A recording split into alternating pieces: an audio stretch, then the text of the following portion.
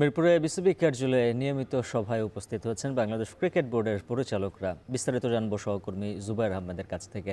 জুবায়ের, জানাবেন বিসিবির পরিচালকদের আজকের বৈঠকে কি কি বিষয় নিয়ে আলোচনা হচ্ছে, কিছু জানা গেল কিনা?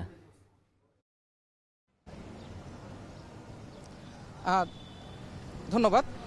মিরপুরে বিসিবি পরিচালকদের যে নিয়মিত বোর্ড সভাটি সেটা মাত্রই শুরু হয়েছে। দুপুরে 1টা বাজে বোর্ডের এই সভাটি, পরিচালকদের সভাটি শুরু হওয়ার কথা থাকলেও সেটি পিছিয়েছে। প্রায় 2:30টার পর থেকে বোর্ডের এই মিটিংটা শুরু হয়।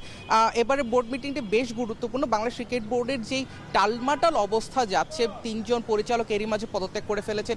এরই প্রেক্ষিতে বোর্ড মিটিংটি বেশ গুরুত্বপূর্ণ। তবে এখানটায় কিন্তু সেই পরিচালকদের দায়িত্ব বন্টনটা খুবই গুরুত্ব সহকারে এই বোর্ড মিটিংয়ে উত্থাপিত হবে বলে আমরা জানতে পেরেছি।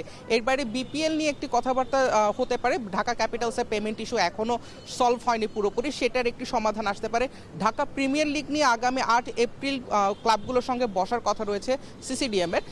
সেটির একটি রূপরেখা আজকের এই বৈঠক থেকে পাওয়া যাবে বলে আমরা ধারণা করছি। এর বাইরে আমি বিসিবির একজন পরিচালকের সঙ্গে কথা বলেছিলাম, তিনি আমাকে যেমনটি জানিয়েছিলেন ফিন্যান্স কমিটির বেশ কিছু গুরুত্বপূর্ণ বাজেট আজকে পাশ হতে পারে।